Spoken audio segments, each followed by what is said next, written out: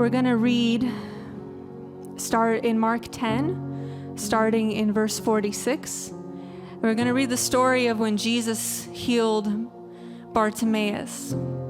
And they came to Jericho, and as he was leaving Jericho with his disciples and a great crowd, Bartimaeus, a blind beggar, the son of Timaeus, was sitting by the roadside. And when he heard that it was Jesus of Nazareth, he began to cry out and say, "Jesus, son of David, have mercy on me." And many rebuked him, telling him to be silent.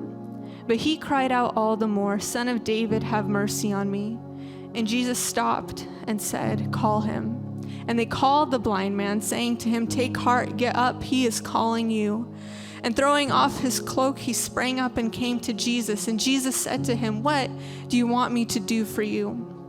And the blind man said to him, "Rabbi, let me recover my sight."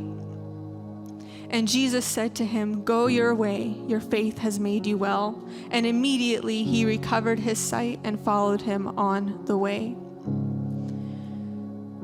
This is one of my favorite miracles that Jesus did while he was here on this earth. And especially the way that this story is written, there are so many different parts and pieces that speak to me, and I think that are teaching all of us of what it means to follow Jesus, to be called by Jesus, and for Jesus himself to look at us and say, "What do you want me to do for you?" When we read this story, we see Bartimaeus is a blind beggar.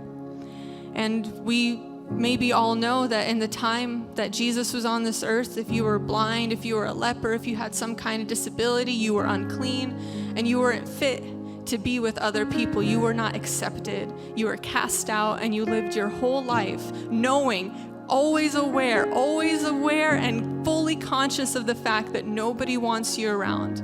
And if you dared to come close to anybody, you would have to proclaim that. If you were a leper, you would have to from a distance shout out, "Unclean, unclean." And your whole life you spend talking about yourself as somebody who's a total reject, somebody who's a total loser that nobody wants to be with. And Bartimaeus, I imagine, felt very similar to this, being a blind beggar. But it says here, and when he heard that it was Jesus, I think that Bartimaeus probably already heard a little bit about Jesus before Jesus came through that area. He probably had some idea of what Jesus was able to do, of who he was, what kind of heart he had for people. So when he heard that it was Jesus, he said, "I can call out, I can say something, I can make my voice be heard. I can say, 'Jesus, Son of David, have mercy on me.'" And what's heartbreaking about this story is that what happens as soon as he starts crying out? Everyone around him says, "Be quiet, leave him alone. Stop. Leave Jesus alone." And it's so hard for me to hear that, because in our day we are desperate. We are so longing that people would come to Jesus because we believe that Jesus can really change their life and really be a good help in their daily life and their salvation and future for tomorrow. But in that day, they rebuked him and they told him to be silent, his only hope, his one chance, and everybody was shutting him down. But what an amazing thing about Bartimaeus, he cried out all the more. And Jesus said, "Call him." I think in our life, many of us have probably experienced what it's like when somebody speaks poorly against you and that makes another person turn against you. I had a friend in second grade who, I don't even know if we could call each other friends. We were constantly fighting. But we had one friend who was always in the middle of our fights. And I would always go to that friend and I'd say, "You need to go tell my other friend that this is why I'm mad." And then she would come to her and I would go to her, and it would be this constant back and forth. And eventually my other friend won the one in the middle over, and they both stopped being friends with me. And this was second grade, so maybe I've gotten over it. But that idea that somebody could say something about you and turn somebody against you, truly, it's kind of a scary thought, because you never know what's being said about you. And in this moment, we see that Bartimaeus is in a similar situation. He's calling out to Jesus. He wants Jesus to come and touch him and heal him and be his salvation. But there's people all around him who are saying, just forget about him. Just move on. He doesn't matter. It's all right. You can keep going. Jesus, don't even bother. Don't even give him a second thought. And what's amazing, what's incredible, what is so beautiful about Jesus is that he does not listen to what others say about us. He is not concerned with the poor opinion people might have about us. He is not concerned with the way that people think we are unworthy, with the way people reject us, with the way people might think that we don't deserve him. He hears us individually. He knows when we are crying out to him. He hears our voice specifically. And I've always laughed that as soon as Jesus is like, yep, call him over, they all say, get up, good news, he does want you after all. What a quick change. But there's a very critical moment here. It says, and throwing off his cloak, he sprang up and came to Jesus.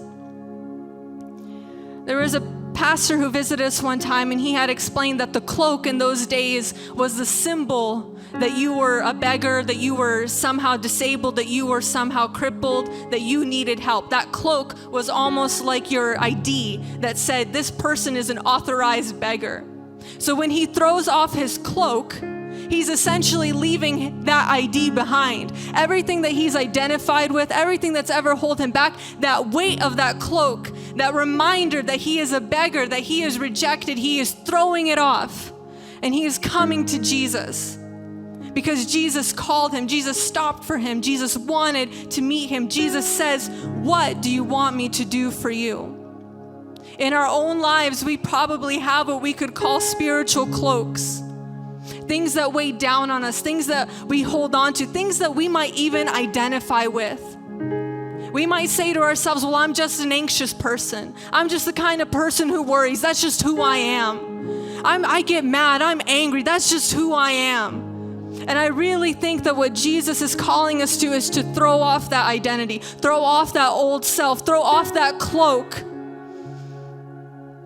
and tell him what we need him to do. Do you struggle to forgive? Are you weighed down by a hurt that somebody has offended you by and you can't release that? What do you want Jesus to do for you? He can help you forgive. Have you been cast out? Have you been rejected? Have you felt like nobody understands you? And so you don't even want to try and trust anybody? You don't even want to try and make a new friend?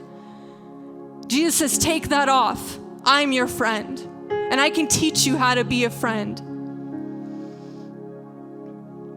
Go your way, your faith has made you well. And immediately he recovered his sight and followed him on the way. As soon as we come to Jesus and we throw off those things that are holding us back, we're able to immediately start walking after him. We're able to immediately walk in the way that he is going and in the way that he is moving. There is so much to gain from such a seemingly simple miracle. It was simple for Jesus to go and heal a blind man. But in this, he is teaching us a great lesson. The first is that Jesus hears us individually. He knows what we need. He is willing to listen to our voice. He is not ruining his opinion of us by getting some kind of judgment call from everybody around you. He's not taking a poll from other people about whether or not you are worth listening to. Jesus listens to us individually. And secondly, Jesus gives us a new identity. He gives us that ability to throw off the things that are weighing us down, all those burdens, all those worries, all those regrets, all those mistakes. Even things that they don't have to be super spiritual. It is simple things when we've lost our temper, when we've been irritated, when we've been rude, when we've cut people off. There's so many things that we have done in our sinful nature that Jesus is able to take off of us and give us a new way to live. And so we're going to continue worshiping. We're going to continue praying. And as we continue to worship, the prayer that I want us to come into, we can stand. What I want us to really focus our attention on is think to yourself, what is something that you have identified with? What is something that has been weighing on you that you have always told yourself, well, I'm just that way. That's just who I am. You don't have to be that way. You don't have to have that identity. You don't have to be known as somebody who's constantly worried or constantly anxious or constantly angry or constantly annoyed. All of those things, we can throw them off. So let us pray in this time and really pour out to Jesus. Like I said, like the word says, he hears you individually.